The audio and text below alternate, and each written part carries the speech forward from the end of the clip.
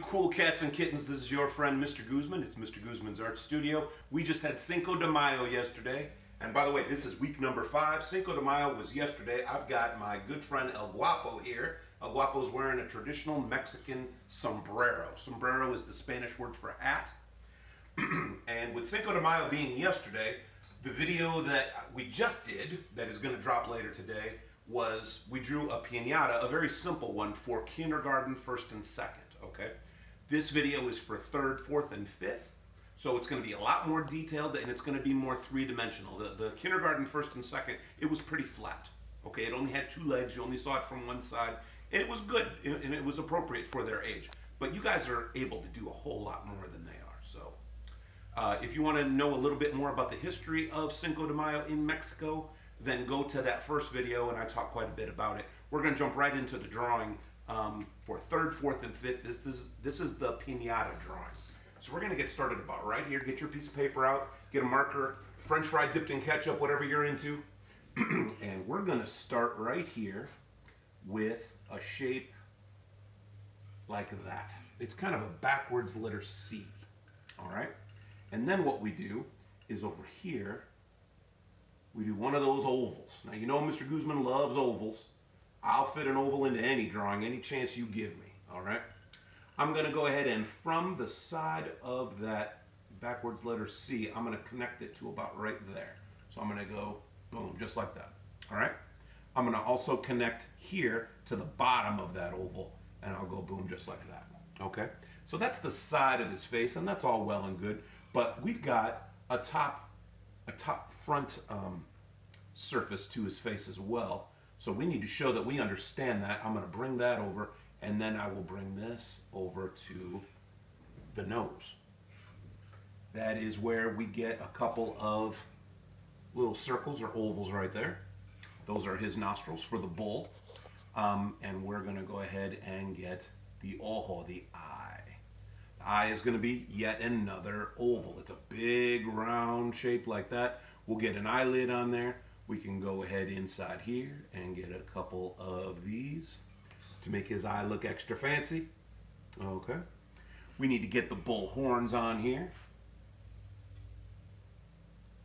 So we can bring this out, get some bull horns on him, and that looks good. You can see one surface on this side, which is flat, and then another surface up top here that is flat. So you're kind of seeing like the corner of a box right there. So we're going to come back to the neck. We'll do the neck in a little bit. We're going to start over here with the shape of the body itself. Okay? It starts with a straight line. By the way, if Mr. Guzman draws too fast for you, you know you are allowed to pause the video, rewind it, go back, and see it all over again. That's fine with me. Any way you need to do it. We're going to go ahead, and this looks kind of like an upside down letter D. That kind of, not upside down, but it kind of fell forward, okay? And that's going to be the body for this piñata, okay? We're going to go ahead here and connect this to the top of the body, and that is going to be the neck. That's the back of the neck. Now the front of the neck goes right there, and that's actually just the side. It's the side of the neck, just like this was the side of the head. So this has a 3rd dimension, another section to it, so this needs to do that too. So we're going to go right here, and then this blends right into the side of the body. So now we've got these 3-dimension extra sections. So that's the top, that's the side, this is the bottom, and that's the side, okay? You're really not going to see much of that for the body. So now we need to go ahead and get the legs. For the kindergarten 1st and 2nd, we only saw one side of this animal, so they only drew 2 legs. We understand as older kids that there's actually 4 legs, so we're going to show that we understand that. And the legs are cones, like this. We'll go ahead and get, there's 2 of them. Now, if we were younger, we probably would stop right there, but we're not. We're going to show that we understand that this animal has 4 legs. And while I'm doing those legs, I've seen piñatas. Now, when I was a kid, 40 years ago, you could only get piñatas at Mexican grocery stores or Mexican department stores. in places around, in Gary, Lake Station, Hammond, East Chicago, places like that. These days, you can buy a piñata at Party City or Target or Walmart. You can get them everywhere. And they're not just shaped like this anymore, folks. They're shaped like SpongeBob. They're shaped like Iron Man and Darth Vader's head. You can get them in any shape you want. Even more exciting. So here is the bull's little tail. And then the cascabeles. We talked about the cascabeles, the Jingle Bells, in the first video. If you want to hear about that, you can go over there. They're just these round little metal bells that are hung all over the piñata, so that when the person pulls the rope to lift the piñata up, because you're wearing a blindfold trying to hit it with a stick to get the candy out from the inside, okay? When you're blindfolded and you can't see anything, you are relying on your sense of hearing. And that's what the bells are for, so you can at least hear where it is, okay? Because you can't see anything. We're going to go ahead and on these cascabeles, we're going to put some streamers, okay? They will put streamers and glitter and extra little bits like that. They call that just extra flair, okay? We can go ahead and put some of that on the cascabele on the tail, and then big long streamers on the cascabeles on the feet. So we can bring those down nice and long, make them interesting, make them fun. One thing about Mexican decorations, they sometimes go overboard with it, and I love it. I love it. All right, now for those colorful strips of paper. They will take, after it's made, so it's made out of cardboard and newspaper in sort of a fashion called paper mache, where they're dipping it down into a glue, like a flour and water glue solution, and then wrapping it around the cardboard to make it stiff and rigid, okay?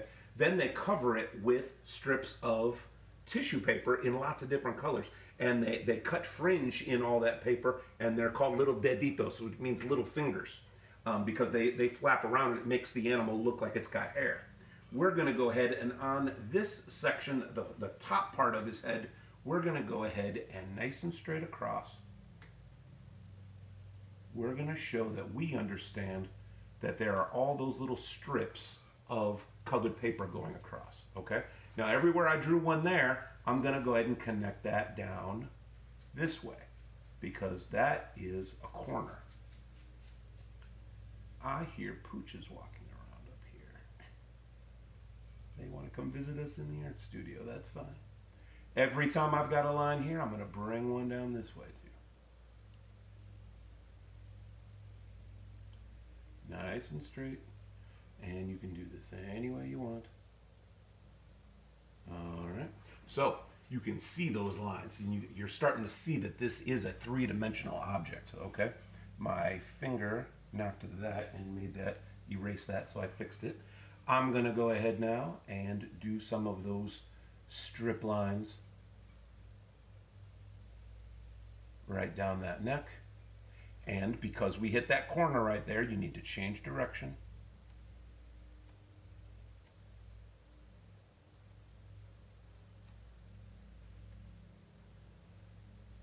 All right, because those are two different surfaces, okay? For the side of the body, we're going to do something interesting. This is a sideways letter D, like a letter D that fell forward, so we're going to go ahead and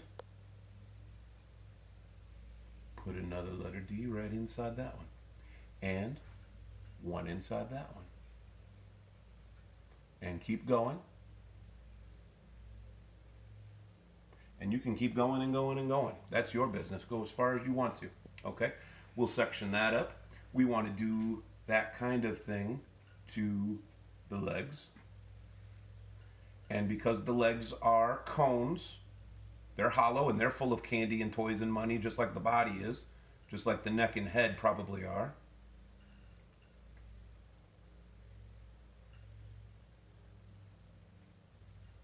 And there we are. My friends Amy and Cammie, my little brother John, Holly, Emil, Eric, they all came over to these birthday parties, and I tell you what, man, smacking the heck out of these things, busting big old holes in the side so all the candy will fall out. It was the greatest time. It was a good time to be a kid. We're going to go ahead and put a knot right there. That's going to be the edge of the, there was a little wire that went right there, and then a knot. And then this is the rope that goes up, up, up, up, up to the tree. And then it hit the branch, and then the rope went over. And that was my dad over there pulling the rope to make the piñata go up or down to make you miss. Because he had a good time making us miss.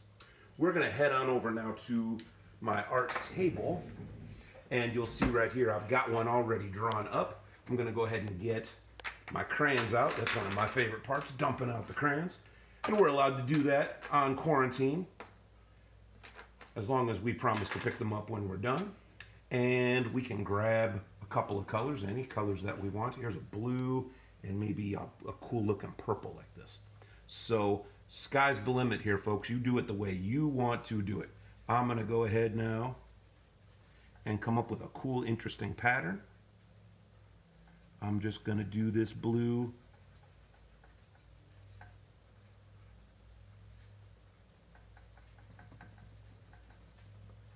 And you see I did one and then skipped one, did one, skipped one, did one, skipped one. I'm going to go ahead now and fill in the ones I missed.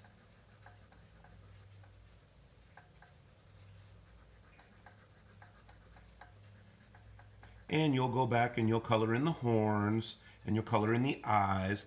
On the body, I want you to get those deditos. I want you to show some texture. They actually cut fringe in all of the tissue paper. So when we do the body, I want you to do like this. Do you see that I'm just going up and down, up and down, up and down? That makes it look like that fringe got cut into the tissue paper all the way around. It helps show texture. And then I switch colors, and I'm going to do the same thing with the next color. I'm going like this. Some people like to do this just on the body. Some people like to do this on the head, neck, and on the... My table's loose. Makes too much noise every time I color. And plus I have a lot of junk on my desk. And I can keep on going around and around and around and around, showing all those little deditos. And you're going to do that on the cone legs, color the cascabeles, color the streamers. And I've got an example here that I did with lots of different colors. So I went ahead and I gave the streamers lots of color. I did some cool Tim Burton looking stripes on the horns. Lots of different colors on the body. And then you can see all the deditos, all the little cuttings, all the little fingers that I cut into, and that's to signify the hair on the side of the animal. We also did that on the cones for the legs. The cascabeles got color, and the streamers got color. And by the way, this is how you spell piñata. It's not P-I-N, that's P-I-N-A. That's an extra letter. There's actually 30 letters in the Spanish alphabet. We only have 26 in the English alphabet, but in Spanish they have 30. And one of the extra letters is one called N-A. So it's P-I-N-A-A-T-A. And that's how you spell piñata. So draw this up, color this up, and show me your drawing. You can show it to me on YouTube. You can show it to me on Class Dojo. You can also post it on Facebook, on the Facebook page, right on the Williams Elementary page. There's lots of ways to get those drawings to me. I can't wait to see them. Use your imagination. Make these really bright and colorful to celebrate Cinco de Mayo here in the United States. Mr. Guzman loves you and misses you. I cannot wait for this COVID-19 to be done because I want to be at school with you guys. I want to hang out with you. So be safe, be good. We'll talk to you later. Bye.